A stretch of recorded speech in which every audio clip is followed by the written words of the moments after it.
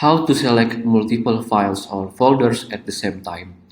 So right here on the Finder, what you want to do to select for a specific file, you want to hold a command at the keyboard and then start to choose the specific file that you want to choose. For example, App Store right here, calculator, dictionary.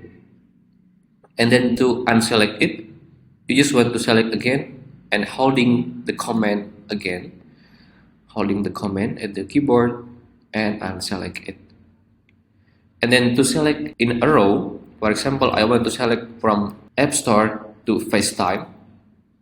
And to do it is you want to select the App Store the first, and then on the keyboard you want to hold and press the Shift button and then choose the FaceTime. There you go. And you can also, for example, you want to unselect the calendar and the context, you want to hold command and do it.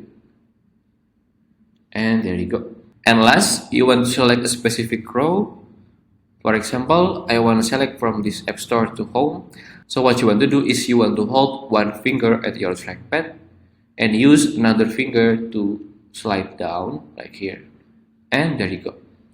If you find this video useful, please consider like and subscribe.